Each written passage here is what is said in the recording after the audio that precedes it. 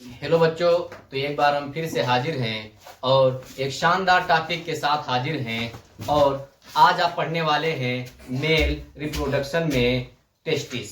Male reproductive system में आप testis पढ़ने वाले हैं। तो बच्चों, पिछले लेक्चर में आपने फीमेल रिप्रोडक्टिव सिस्टम को क्रिस्टल क्लियर कर लिया था।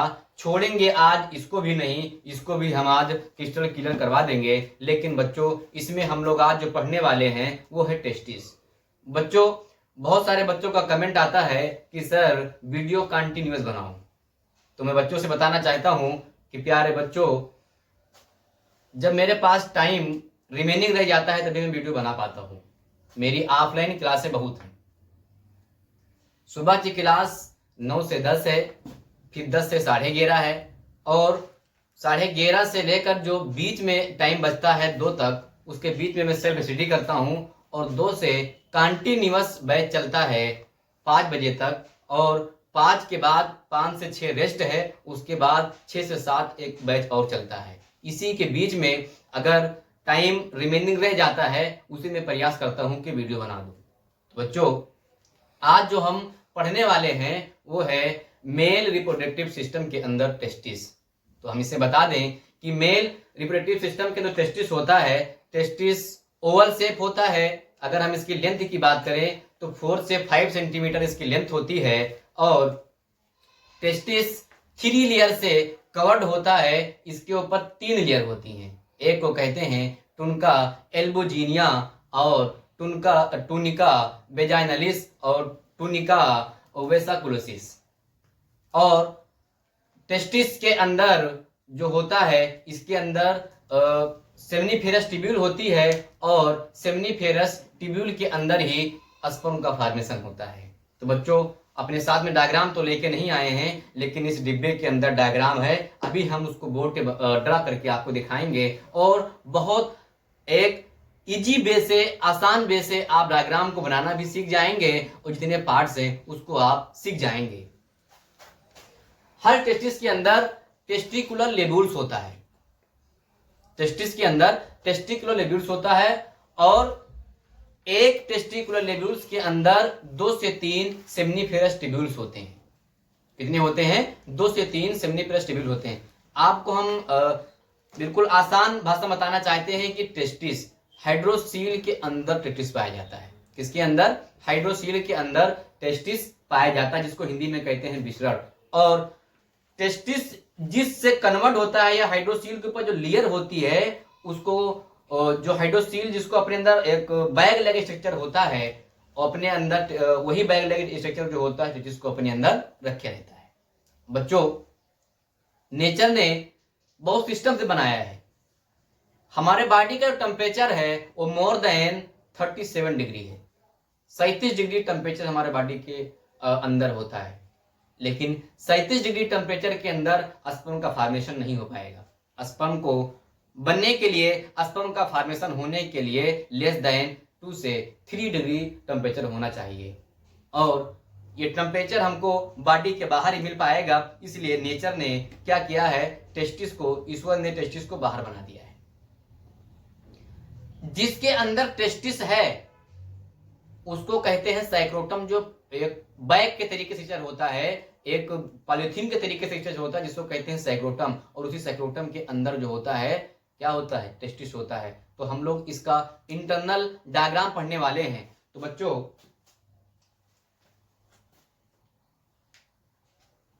ये जो आप देख पा रहे हो,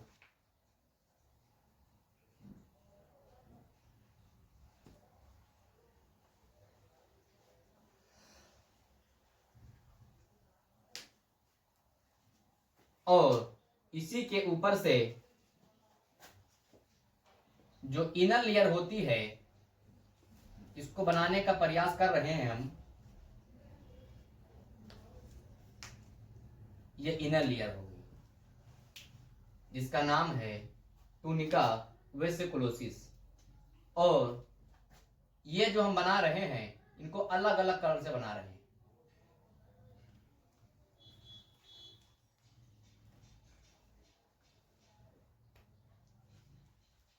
जिससे कि आइडेंटिफाई में आपको दिक्कत ना हो। और इसको कहते हैं टूनिका वेजाइनलिस। टूनिका एल्बुजिनिया कहते हैं मिडिल लेयर को, और जो आउटर लेयर होती है इसको कहते हैं tunica वेजाइनालिस।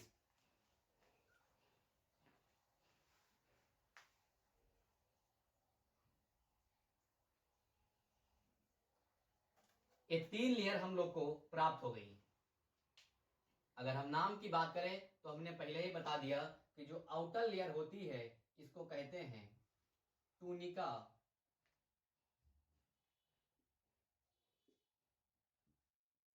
Vagina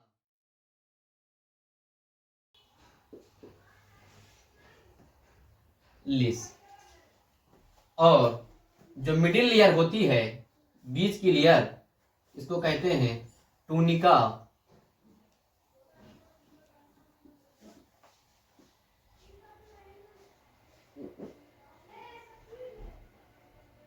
tunica albuginea.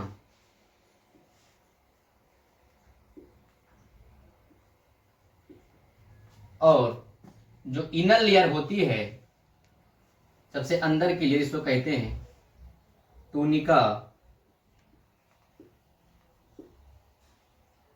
वेसकुलोसिस।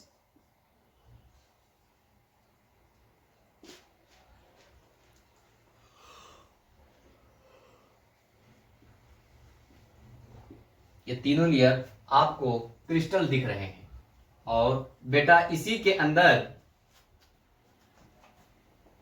Testicular लेड्यूल्स होता है।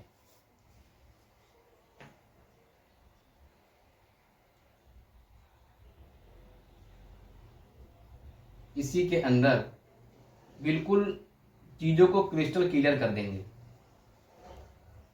इसी के अंदर टेस्टिकुलर लेड्यूल्स होता है, और हर एक टेस्टिकुलर लेड्यूल्स के अंदर 2 से 3 सेमिनिफेरस ट्यूब्यूल्स होते हैं। तो ये हम लोग सेमिनिफेरस ट्यूब्यूल्स को ड्रा कर रहे हैं। ये डक्ट है जिसको कहते हैं स्ट्रेट डक्ट। इसका जो नाम है उसको कहते हैं स्ट्रेट डक्ट। और ये हम लोग के पास सेमिनिफेरस ट्यूब्यूल तैयार हो गया। स्पर्म इसी के अंदर बनता है।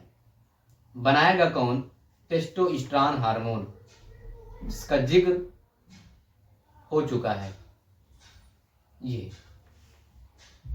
ये बन गई स्ट्रेट डक्ट, और इसके अंदर ये सेमिनिफेरस ट्यूब्यूल बन गया। इसके अंदर एक टेस्टिकुलर लेब्यूल्स के अंदर ये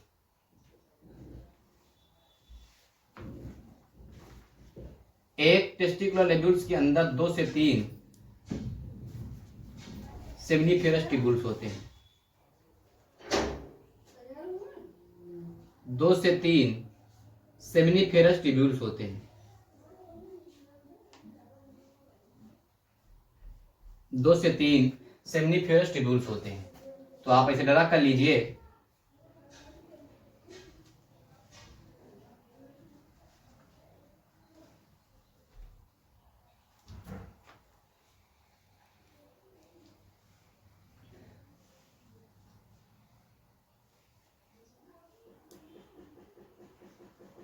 ये सेमिनिफेरस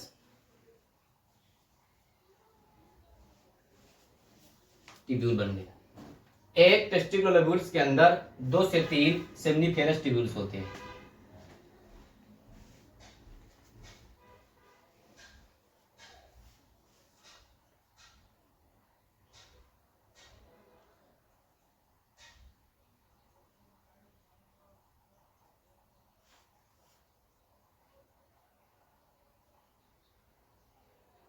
ये हम लोग के पास बन करके तैयार हो गया। नाम क्या है इसका? इसको हम लोग कहते हैं सेमिनिफेरस ट्यूब्यूल्स। सेमिनिफेरस ट्यूब्यूल्स, इसको हम लोग बोलते हैं सेप्टा।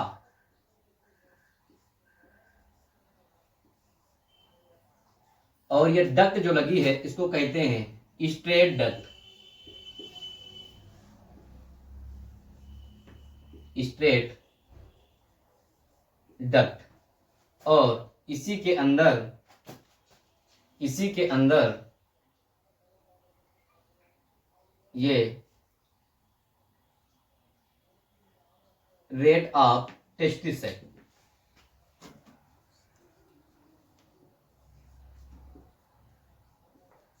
रेट ऑफ टेस्टिस, और यहीं से 10 से 20 वासा एफरेंसिया निकलती हैं।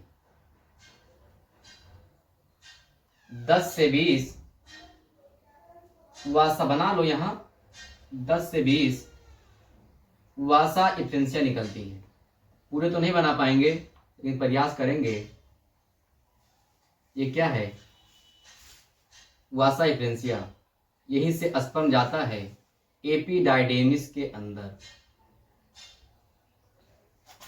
और ये हम लोग के पास जो बन के तैयार हुआ है वो है वासा एफरेंसिया, और ये हम लोग के पास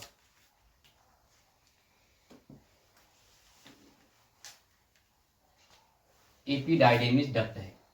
ये एपिडाइडेमिस ऑर्गन्स है। इसको हम लोग नाम देते हैं वासा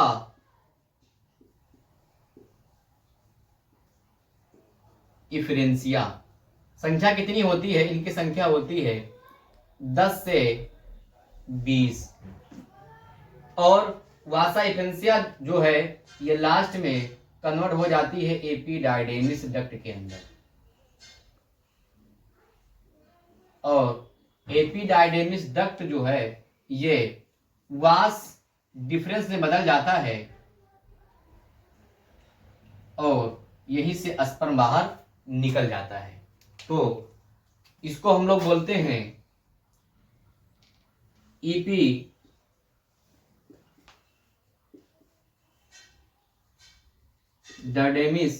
डक्ट, और इसको बोलते हैं एपिडाइडेमिस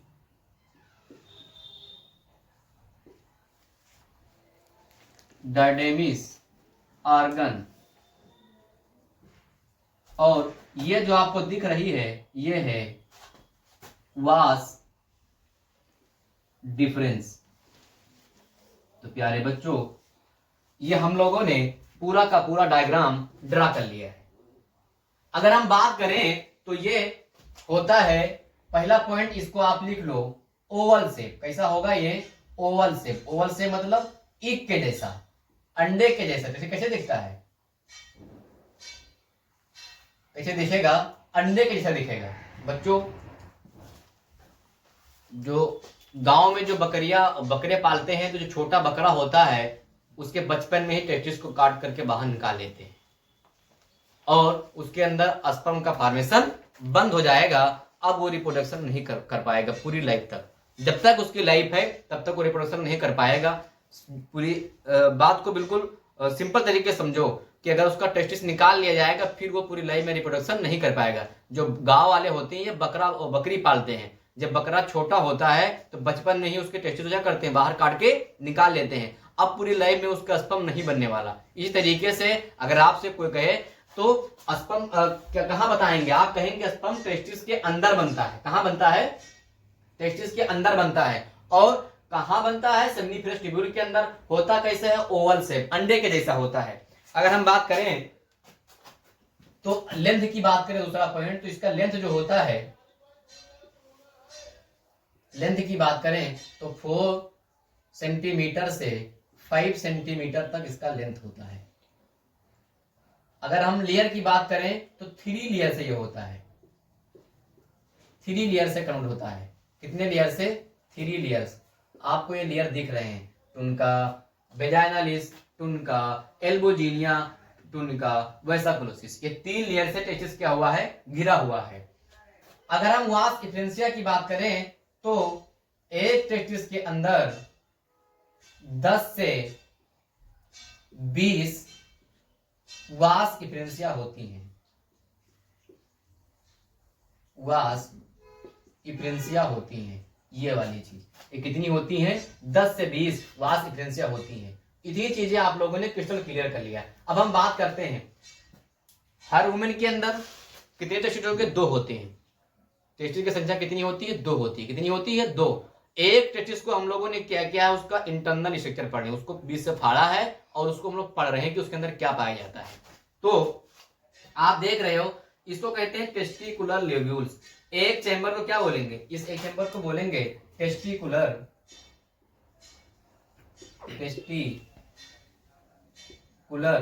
लोब्यूल्स। तो टेस्टिकुलर लेब्यूल्स बोलते हैं। हर एक टेस्टिकुलर लेब्यूल्स के अंदर 2 से 3 सेमनीफेरस ट्यूब्यूल्स पाए जाएंगे और उसी सेमनीफेरस ट्यूब्यूल के अंदर स्पर्म का फॉर्मेशन होगा, स्पर्म बनेगा और बनने के बाद कहां आएगा? रेट ऑफ टेस्टिस के अंदर कंसंट्रेट होगा, वास डिफरेंशिया में जाएगा। ये वास एक जाने का रास्ता है और इसे जाकर कहां जाएगा? एपिडायडेमिस आर्गन के अंदर। किसके थ्रू जाएगा? एपिडायडेमिस डक्ट के थ्रू जाएगा और वास डिफरेंस नर्व से क्या होगा? बाहर निकल जाएगा सेक्सुअल इंटरकोर्स के दौरान, नाइट फॉल्स के दौरान। समझे? इस दौरान क्या होगा? स्पर्म बाहर निकल जाएगा। बच्चों, आपने पढ़ा था फीमेल रिप्रोडक्टिव सिस्टम के अंदर इस टाइप का आपने डायग्राम बनाया था और फीमेल रिप्रोडक्टिव सिस्टम को आपने पढ़ा था।